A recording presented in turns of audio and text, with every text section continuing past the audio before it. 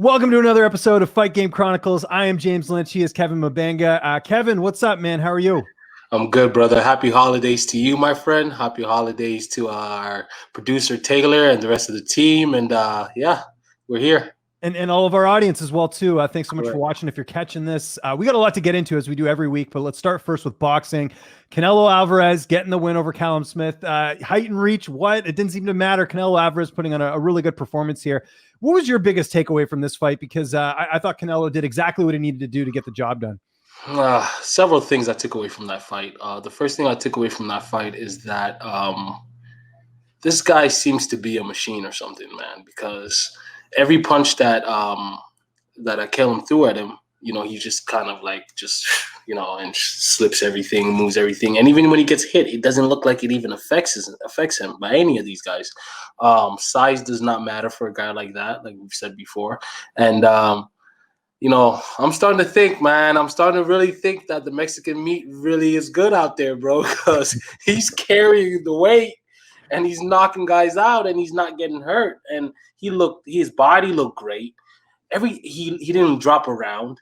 I mean, it was like a perfect fight for the guy. So it's just like, I don't know, man. He's starting to look like a machine now. It gets a little scary, It gets a little scary when they start looking like that. But overall, I think he was exceptional. I think it was exactly what we thought it would be, right? Yeah. No, we did. And we sort of talked about, because you have to, it's sort of the storyline going in is sort of the height and reach for his opponent. It didn't really matter. I mean, he could have been in there with King Kong the way Canelo looked. He looked amazing on Saturday. But, the question we had going in was, what is next for Canelo? I tend to think he's going after some more belts, but do you think we will see sort of a mega fight after this? Or what are you hearing, man? Because I think it's interesting, his next move. Well, James, do you remember from our last conversation, we discussed Errol Spence fighting Errol Spence. And who shows up to the fight? Who shows up to the fight? Yes, Errol Spence. Yeah. That is the right move for Errol Spence. Yeah. But other than that, for Canelo, yes, several options. Mm-hmm. So Benavidez obviously was stripped of the WBC belt. So that's the belt that was on the line, including the Ring Magazine belt, including the WBO belt, I believe that was on the line versus Callum Smith. You see the WBO or WBA, I can't remember, but one of those two belts was on the line.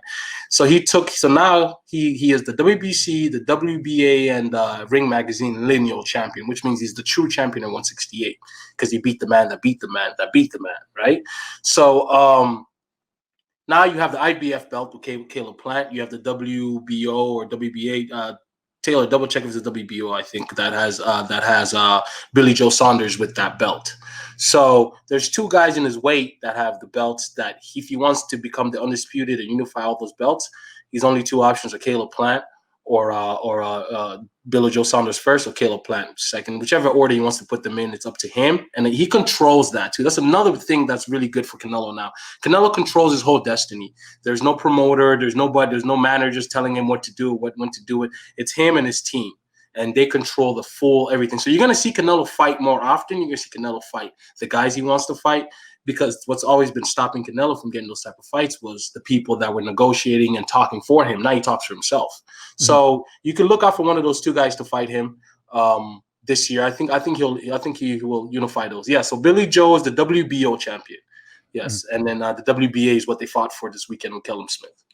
Yeah. And just, one sort of last thing on the fight, I think the fact that he was so dominant, the fact he looked so good, and like you mentioned, being his own boss, being able to dictate, hey, I want to fight whoever I want. I want to fight as active as I want. I mean, this really couldn't have been a better ending to the year for Canelo Alvarez in terms of he's the guy, right? People are going to want to fight him, and it's not the other way around to him trying to chase, big fights or whatever. I think you're going to see matchups, pop up for him next year. And I think no matter what, it's going to be a big 2021 for Canelo Alvarez. What do you think?